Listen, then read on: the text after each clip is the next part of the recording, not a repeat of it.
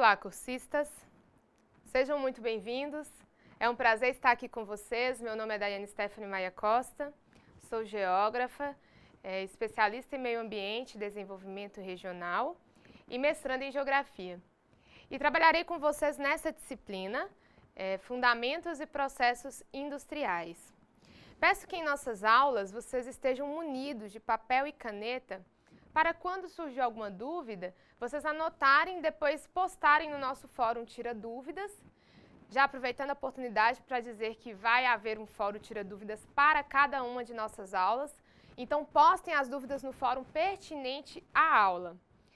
Antes de iniciarmos nosso conteúdo previsto para esta aula, pessoal, gostaria de abordar com vocês algumas questões que julgo importante sobre a formação que cada um de vocês buscam como profissional. Lembrando que o técnico em meio ambiente atuará no planejamento, na administração, estabelecendo diretrizes, normas e limites para a ocupação atual e futura do ambiente. Poderá adotar formas de planejamento e gestão capazes de compatibilizar o desenvolvimento econômico com a conservação ambiental e a garantia da qualidade de vida. Também poderá avaliar a dimensão das alterações ambientais provocadas por ações antrópicas, benéficas ou não sobre o meio ambiente, bem como também poderá propor formas de solucioná-las. Cabe também ao técnico em meio ambiente desenvolver valores éticos e atitudes que reflitam uma postura coerente diante de questões ambientais, entre as quais o respeito ao ser vivo e ao meio físico, a responsabilidade, o altruísmo e a autodisciplina, e ainda características de flexibilidade, orientação global e capacidade de decisão. Todas estas competências fazem parte das diretrizes desse curso de meio ambiente, dessa instituição de educação. Várias são as áreas de atuação do técnico em meio ambiente. Ele atua em várias áreas, como a prestação de serviços, como um profissional autônomo ou por meio de sua própria empresa, na educação ambiental, através das empresas, dos órgãos públicos, da unidade de conservação e entre outras, gestão ambiental, ecoturismo, parques e reservas, unidades de conservação, gestão de resíduos sólidos com a coleta seletiva. O técnico em meio ambiente também poderá atuar no diagnóstico ambiental, nos meios físico, biótico, no tratamento de águas de abastecimento, recuperação de áreas degradadas, diagnóstico, controle da poluição, produção e plantio de mudas, controle da poluição do ar, da poluição da água, tratamento de águas residuárias domésticas ou industriais. Como eu já disse, também poderá trabalhar no controle da poluição do solo, empresas e órgãos públicos. Eu espero que essa disciplina possa promover expectativas em vocês no que se refere aos objetivos que buscaremos alcançar através das temáticas que abordaremos ao longo desse período, sempre lembrando que inúmeras são as funções de um técnico em meio ambiente. E esse profissional, ele deve ter um senso crítico, conhecimento sobre tudo o que envolve e atua sobre o meio. A nossa disciplina contempla uma temática importantíssima no que se refere ao meio ambiente, que seria compreender o processo de produção, os fundamentos dos processos industriais, as normas de controle, indicadores e qualidade ambiental. Saber aplicar as normas, calcular os impactos é extremamente importante para um profissional da área de meio ambiente. E para que tenhamos um bom resultado, será necessária a dedicação de vocês nos estudos e atividades da sala virtual, mas também é muito importante que vocês leiam toda a apostila. Então, para dar prosseguimento agora, inicialmente, nessa aula agora, nós iremos compreender primeiro a ementa dessa disciplina. Então, nós vamos trabalhar com caracterização dos processos industriais, tipos de combustíveis, transferência de calor, fluxograma de processos industriais, tipologia dos resíduos industriais, controle ambiental de processos industriais. É importante também compreender que essa disciplina possui alguns objetivos importantes, sendo eles compreender os projetos, os processos industriais, identificar os principais tipos de combustíveis, destacando o impacto da sua obtenção e utilização sobre o meio ambiente, estudar os principais mecanismos de transferência de calor utilizados em escala industrial, estudar os principais tipos de resíduos industriais, estabelecendo uma relação com as formas de tratamento desses resíduos para reduzir o impacto ambiental dessas atividades. Agora, iremos iniciar o conteúdo dessa disciplina, que está na nossa primeira unidade. Gostaria que ficassem atentos aos prazos de estudo dessa unidade que se encontram disponíveis lá no ambiente virtual. Vamos começar? Iniciaremos dessa primeira aula buscando entender um pouco do sistema de produção ao longo do tempo. Então, esta unidade buscará alcançar os seguintes objetivos, né? Inicialmente, vamos elaborar um paralelo entre o processo industrial e a necessidade de preservação ambiental. Em seguida, vamos tentar compreender a relação entre a revolução industrial e a degradação ambiental. E também essa unidade, ela busca apresentar os fundamentos dos processos industriais. Então, vamos lá. Nas primeiras sociedades, o homem buscava desenvolver as suas próprias ferramentas e adereços necessários. Cada indivíduo desenvolvia as próprias ferramentas e, ao longo do tempo, com a mudança nas relações sociais, como bem sabemos, as técnicas foram se desenvolvendo e aumentaram as especializações no modo de produzir, no modo de fabricar. E assim, na medida que ocorriam avanços no desenvolvimento dessas técnicas, aumentava a qualidade e diminuíam-se os defeitos. E tínhamos, assim, as primeiras formas de produção organizada, através do aumento da demanda de produção. Então, partindo disso, vai originar a classe dos ajudantes, que realizavam as tarefas mais pesadas e que não exigiam menos conhecimento técnico. E podemos compreender bem a evolução do conhecimento tecnológico quando buscamos entender que na linha do tempo histórico encontramos relatos que, como você pode acompanhar no livro dessa disciplina, no ano de 4000 a.C., os egípcios eles já planejavam, já organizavam, já controlavam as atividades produtivas. Já no ano de 600 a.C., na Babilônia, Nabucodonosor, que nada mais, nada menos, era o filho do sucessor Nabopolassar, rei da Babilônia, ele já implementou mudanças na forma de produzir, nos incentivos salariais. Nós já tínhamos esse quadro naquele período. Já no ano de 500 a.C., a China ela reconheceu a necessidade de controle de produção, um outro ponto que podemos considerar nessa linha de tempo histórica. Na Grécia, na mesma época, Platão vai enunciar a importância da especialização do artesão. No século XV, o Arsenal de Veneza vai implantar controles de contabilidade de custos, vai enumerar inventários, vai também promover a criação de linha de montagem, padronização das partes. Na Inglaterra, em 1767, como está no seu livro, James Sturz vai publicar seu estudo sobre o impacto da automação e a diferenciação entre gerentes e trabalhadores nas vantagens da especialização. Enfim, por meio destes exemplos, fica evidente o desenvolvimento ao longo do tempo. E isso é perceptível porque nós já conseguimos perceber, na verdade, a produção organizada, já com tanto tempo, né? Se for fazer uma análise histórica. Então, nós teremos a Revolução Industrial, teremos as mudanças nos padrões de produção e consumo, uma produção organizada, um aumento da produção, a necessidade dos ajudantes.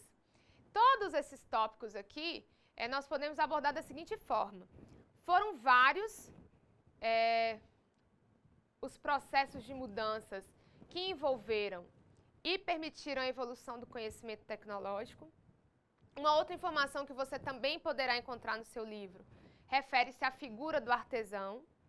Ele geralmente sempre estava no centro da evolução do processo produtivo até chegar o século XVIII, onde vai ocorrer um processo de grande importância para o mundo chamado Revolução Industrial, como eu já tinha abordado anteriormente.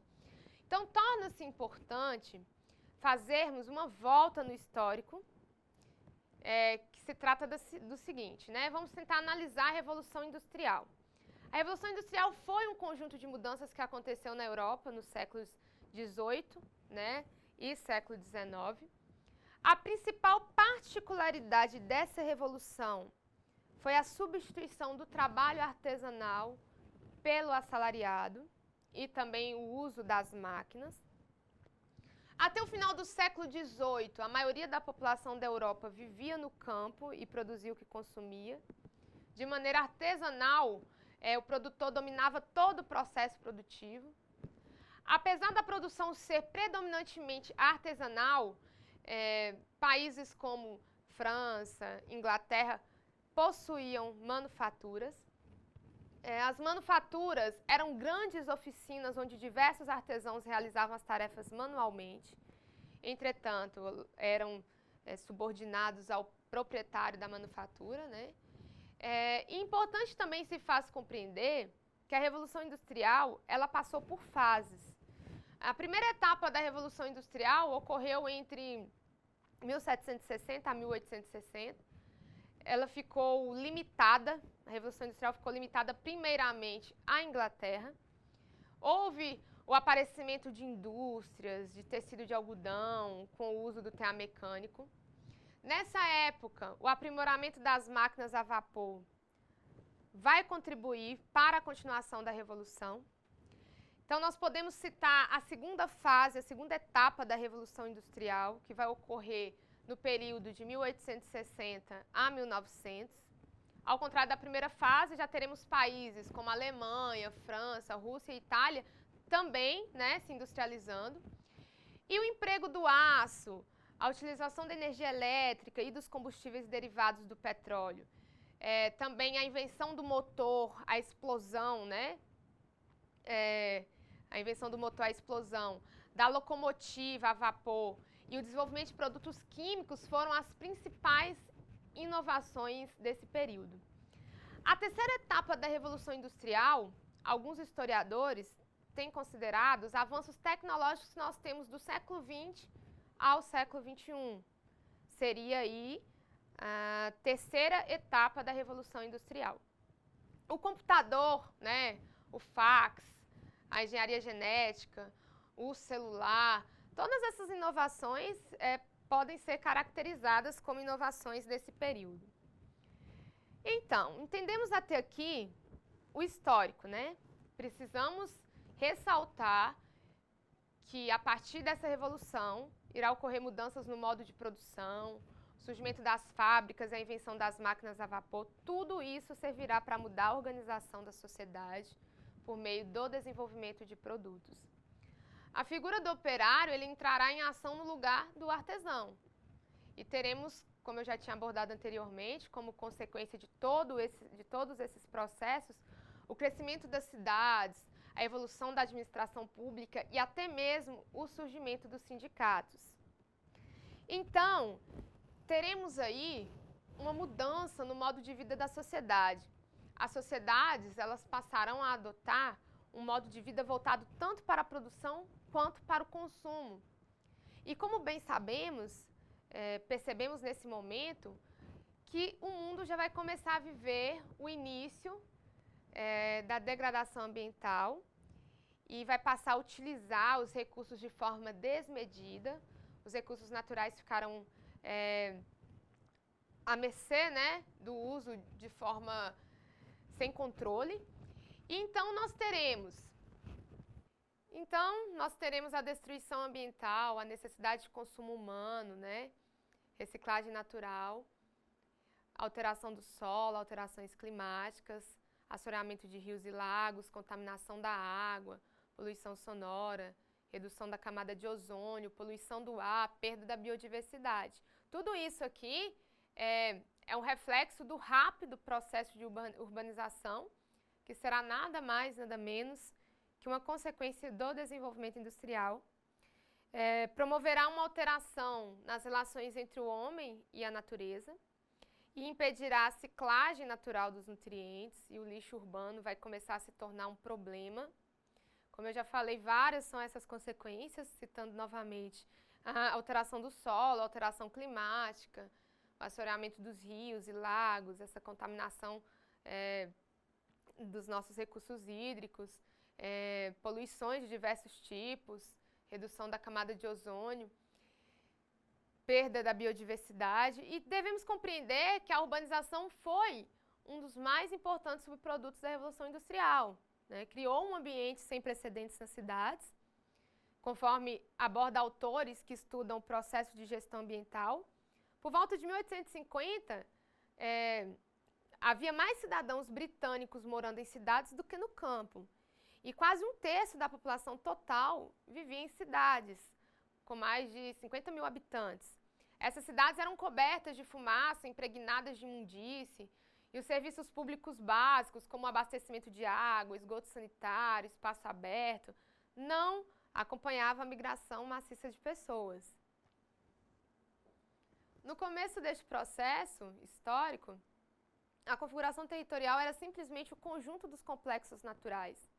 Conforme explica Milton Santos, um geógrafo brasileiro renomado, à medida que a história se desdobra, a configuração territorial ela é dada pelas obras dos homens, né?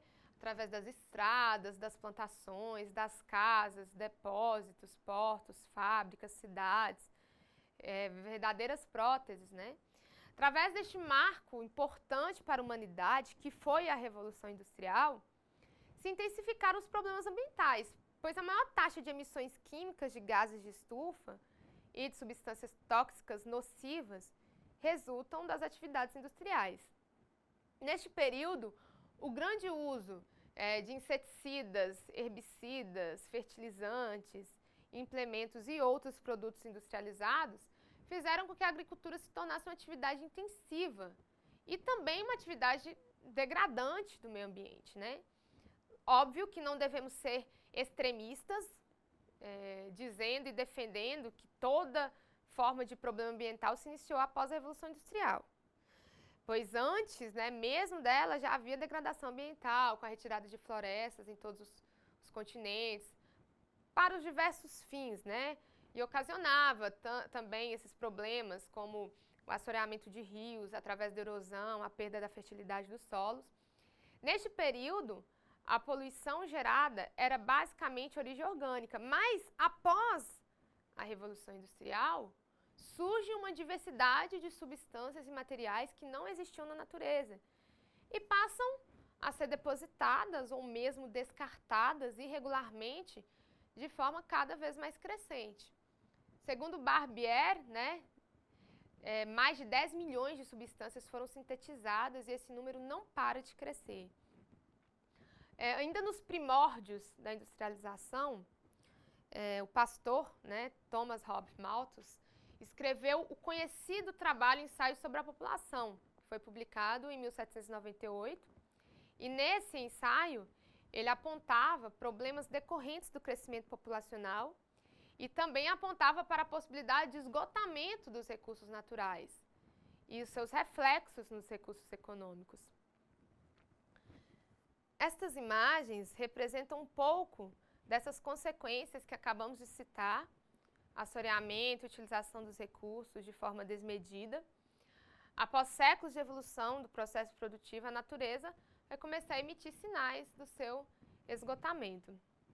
A partir de 1960, começaram a surgir os primeiros estudos mostrando a necessidade de se repensar a industrialização. no sentido de preservar o meio ambiente. Assim, o processo produtivo moderno, ele busca modelos de desenvolvimento alternativos, que favoreçam o ecodesenvolvimento e restabeleçam o equilíbrio ambiental.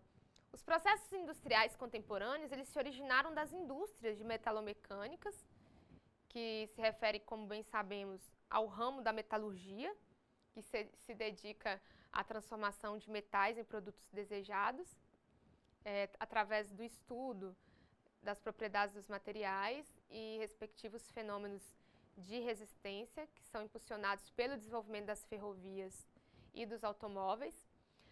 A Ford Motors estudou e aprimorou o modelo produtivo das CIAs, implantando um sistema que podemos considerar com divisão de trabalho, organização do fluxo de produção e a linha de produção móvel em suas fábricas.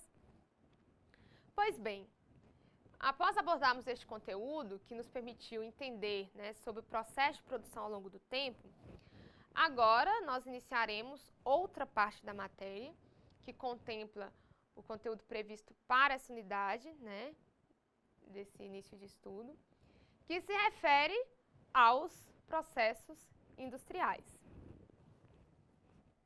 Para entendermos os processos industriais, nós vamos entender fenômenos químicos versus físicos. Vamos entender os fenômenos químicos pela alteração de cor, liberação de gás, absorção de calor, processo endotérmico, formação de precipitado e emissão de luz. Para compreendermos os processos industriais, precisamos bastante de entender alguns conceitos importantes que você também poderá encontrar no seu livro dessa disciplina, para que você possa também estudar, posteriormente. E o primeiro conceito importante a ser compreendido refere-se a fenômenos. Este, por sua vez, refere-se a toda e qualquer transformação que ocorra com a matéria, proporcionando mudanças de ordem qualitativas em sua composição. E esses fenômenos, eles podem ser fenômenos físicos ou fenômenos químicos. Podemos dizer que um fenômeno químico, ele pode promover a transformação da matéria. E por que nós entendemos que um fenômeno químico é um fenômeno químico? Primeiramente, pelos seguintes aspectos, que eu vou tornar a citar, que no caso seria a alteração da cor, a liberação de gás, a absorção de calor, através de um processo endotérmico, a liberação de calor através do processo exotérmico. Ressaltando que existem dois tipos de processos em que há troca de calor, que eu acabei de citar. O endotérmico, que é de absorção, e o exotérmico, que é de liberação. Além disso, podemos citar a formação de precipitado, devido à interação de reagentes, como o fenômeno químico, por exemplo. Um exemplo prático. Ao se misturar dois sistemas líquidos, ou um sistema líquido e um gás, nós poderemos ter a formação de uma nova substância no estado sólido. E isso, essa substância, vai receber o nome de precipitado. Com o tempo, o sólido formado, ele se deposita no fundo do recipiente, isso é, sofre o que chamamos de decantação. Isso ocorre como, por exemplo, se misturar nitrato de prata com cloreto de sódio em solução, vai ocorrer a formação do cloreto de prata no estado sólido. E nós poderemos notar, pela turvação e posterior sedimentação. E também podemos considerar a emissão de luz como um fenômeno químico. É importante ressaltar que o processo químico, ele não tem volta, é um processo irreversível. Uma vez que ocorrer a transformação da matéria, o processo não poderá ser revertido. Por exemplo, tem um exemplo prático no seu livro aí. O exemplo do preparo de bolo, e a fabricação do aço.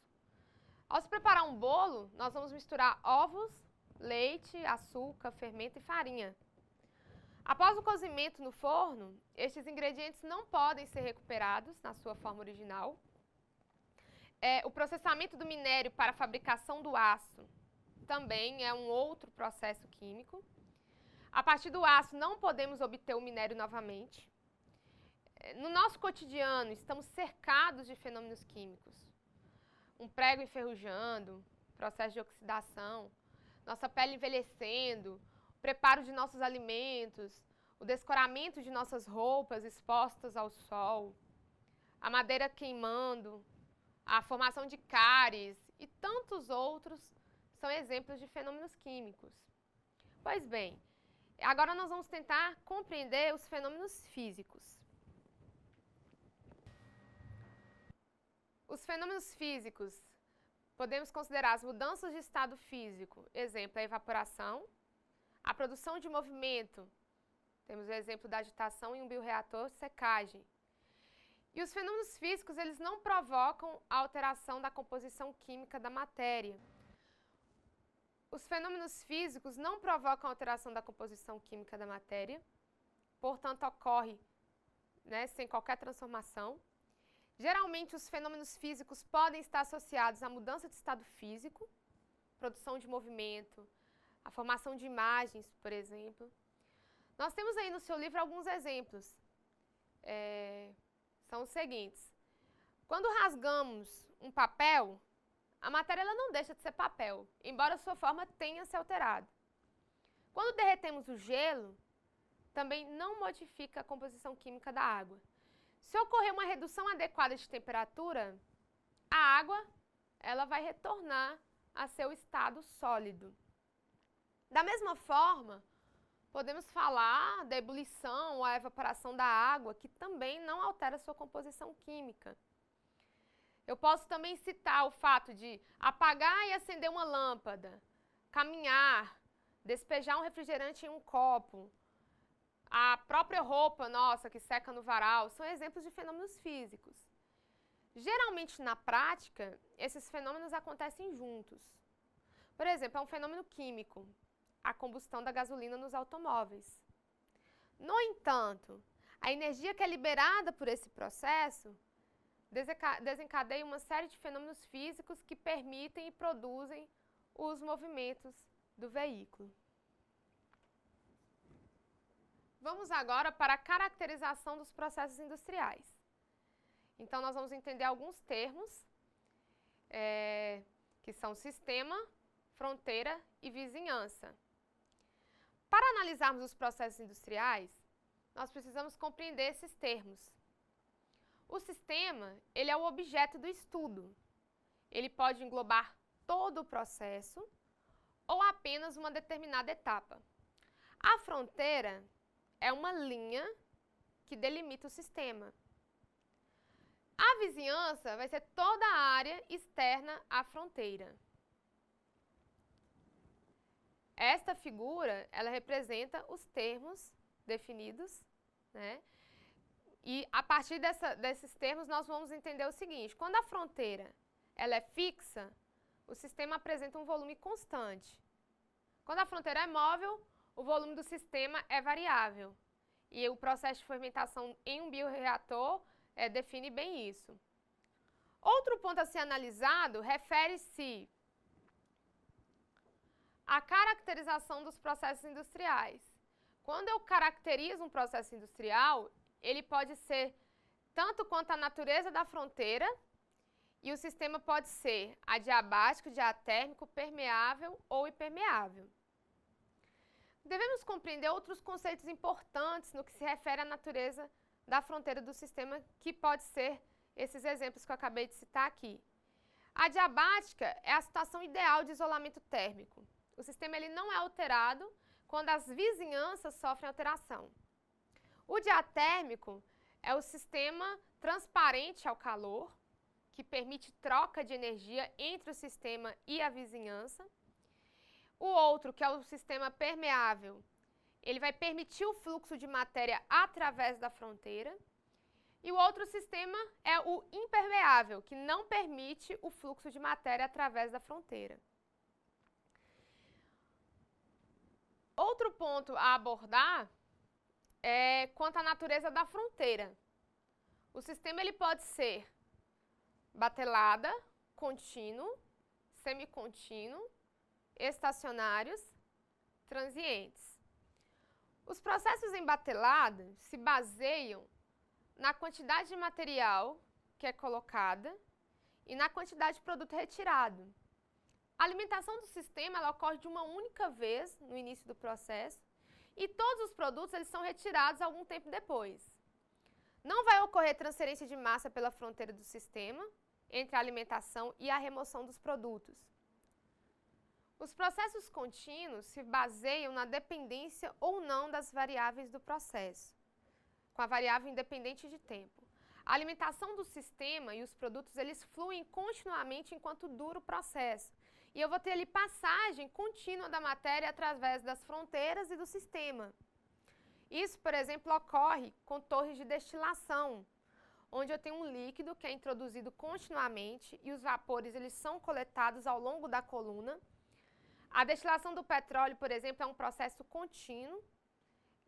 Por exemplo, o processo em estado estacionário ocorre se os valores de todas as variáveis de um processo, como é o caso da pressão, da temperatura e da vazão, se eles não são alterados ao longo do tempo.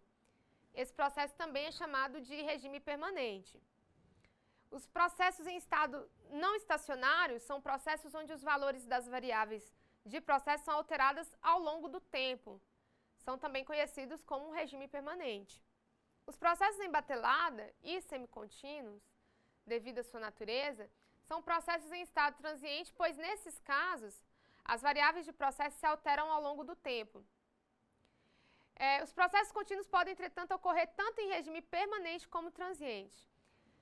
Para um dado ponto do sistema, se as variáveis alterarem-se com o tempo, o regime será transiente. Por outro lado, se naquele ponto não tiver nenhuma alteração, o regime será permanente. Mesmo que essas variáveis tenham valores diferentes em um outro ponto do mesmo sistema, mas também aí se forem constantes no tempo. Todos esses conceitos de fronteira, sistema, vocês vão encontrar no livro de vocês. Pois bem, pessoal, nessa aula de hoje, nós buscamos elaborar um paralelo entre o processo industrial e a necessidade de preservação ambiental. Buscamos também compreender a relação entre a Revolução Industrial e a degradação ambiental, compreender as consequências das mudanças nos padrões de consumo e como tais mudanças contribuíram para os problemas ambientais que temos hoje. Buscamos também compreender os conceitos que envolvem a diferença entre processo contínuo e processo batelada, tentando entender um processo produtivo. São informações que você vai encontrar no seu livro. Todo esse conteúdo está no seu livro, tudo que foi citado aqui na aula. E outros pontos importantes, tá? Que eu acho importante fazer a abordagem aqui, para que você também possa estudar no decorrer desse tempo. Nós temos pontos importantes como a tabela de conversões de unidade, que se trata de uma ferramenta muito útil quando vai se lidar com indústrias químicas. Essas indústrias químicas lidam o tempo todo com medida de volume, com área, com pressão, com potência e outras que estão sempre correlacionadas. E também apresenta informações no que se refere ao balanço de massa, que é importantíssimo compreender, pois os processos industriais eles envolvem matérias-primas e outros insumos que geram produtos e subprodutos. O balanço de massa é feito com base nos dados de entrada e de saída de um processo, e ele pode ser realizado para todo o processo ou para uma etapa específica de acordo com a necessidade. E no balanço de massa é importante não confundir massa com volume, pois as massas específicas de cada produto são diferentes. Uma outra informação importante que você vai encontrar no seu livro e que você tem que buscar compreender, refere-se às operações unitárias. Toda indústria, ela envolve um conjunto de processos, sejam eles processos químicos, processos de estocagem, processos de compra, processos de armazenamento, processos de pagamento, entre outros. As operações unitárias, elas são importantes para a execução de um processo químico, pode ser físico-químico também, petroquímico. Os processos químicos são conjuntos de ações que são executadas em etapas, envolvendo modificações na composição química dos materiais, geralmente acompanhadas de modificações físicas, para que no final possa-se ter um produto. As etapas do processo produtivo têm princípios independentes da substância, ou até mesmo as substâncias que estão sendo processadas. Com a evolução tecnológica das indústrias, novas operações unitárias foram acrescentadas, como transporte de fluido, transferência de calor, destilação, umidificação, absorção de gases, sedimentação, centrifugação, hidrólise, digestão, evaporação, entre outros. Então essa temática, toda essa temática que é muito ampla e é necessário que você estude, que você busque estar sempre lendo. Como um técnico em meio ambiente, você vai precisar sempre de estar atualizado, então isso tudo é muito importante. Pois bem, agora, para uma complementação, vocês terão aí à disposição para essa aula 3 vídeos que se encontram em nossa sala virtual. Esses vídeos eles fazem referência também ao processo de produção ao longo do tempo, até a chegada da Revolução Industrial. Eu peço a vocês, como atividade complementar dos nossos estudos e com a ajuda do vídeo, que vai ser apresentado ainda nesta aula, que vocês façam uma análise crítica de no mínimo 10 linhas sobre o que foi apresentado nessa unidade. E eu gostaria que vocês assumissem uma posição crítica como futuros técnicos da área ambiental no que se refere a esse processo de produção e também os fundamentos desse processo. Enfim, foi um prazer estar com vocês e adianto que na próxima aula vamos compreender sobre os princípios da transferência de calor e também iniciaremos discussões sobre os tipos de combustíveis. E aguardo vocês!